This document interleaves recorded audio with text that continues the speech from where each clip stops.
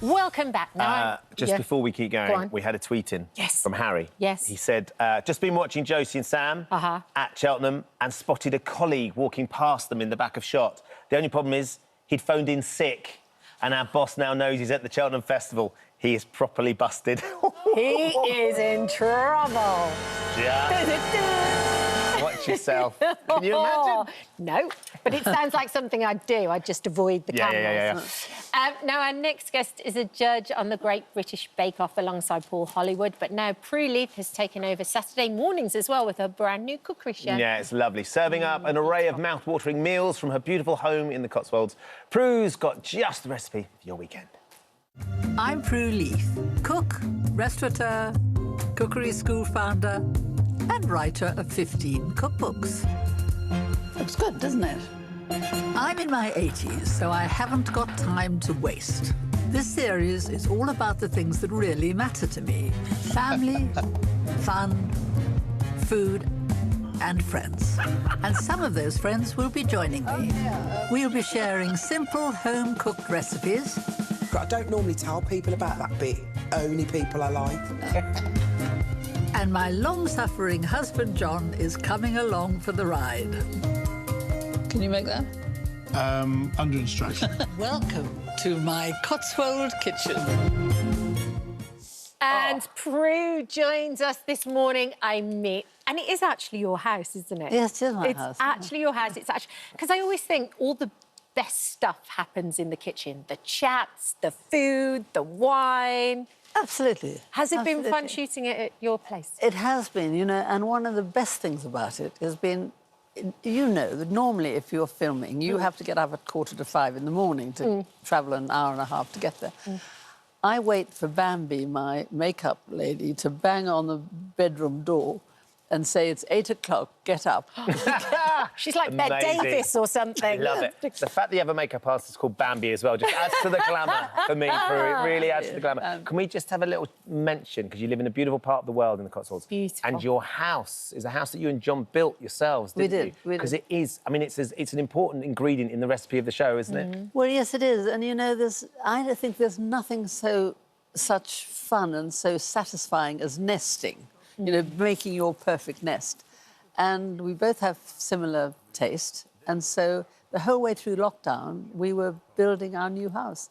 So neither of us regretted leaving the house. I mean, I had lived for 48 years in my previous house. Wow. So it would have been a big wrench, but because we had the new house to think about.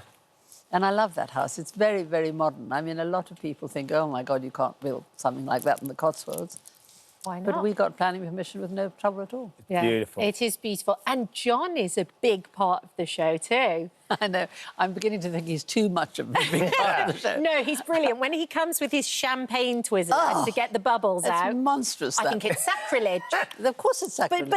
But he insists that when you throw a dinner party, everybody comes with him and his little I know. stick. He takes the bubbles out of champagne. I mean, as I said, you know, the makers of the champagne have taken 10 years to get those bubbles in there. And he wants to remove them. And he wants to remove them. It's absolute sacrilege. If I'd known he had that twizzly thingy, I would have made sure it wasn't... So you didn't know he got that? I had no idea he was going to do that. And is that the technical term, the twizzly thingy? I think it's called... a debubbler. A twizzler. A twizzler. Anyway, whatever it is. But the two of you, what is clear, Prue, is the two of you are a great team. You know, we do have a good time. And we have a very happy time anyway. I mean, he's mostly in the garden and I'm mostly in the house.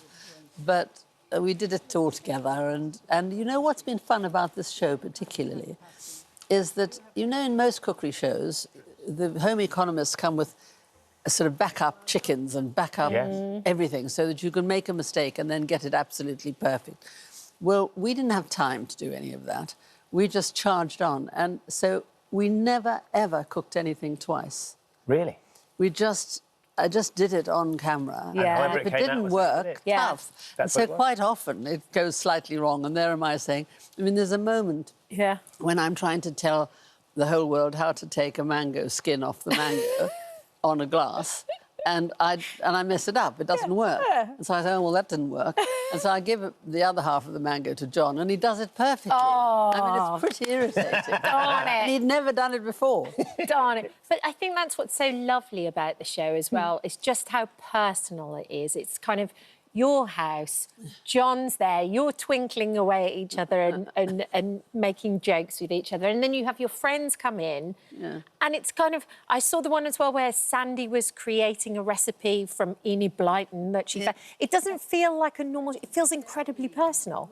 Well, it is. I mean, nearly everybody that we invited were friends of mine. Yeah. Or they were people who lived in the Cotswolds. Yeah. And we did a lot. There's a strand to it, which I was very keen to have, which we called Food Heroes, which were the best cheese maker and the best bread maker and the best preserve maker or whatever in the Cotswolds. So, because the Cotswolds, we're really lucky because we do have fantastic farmers. They're all small farms.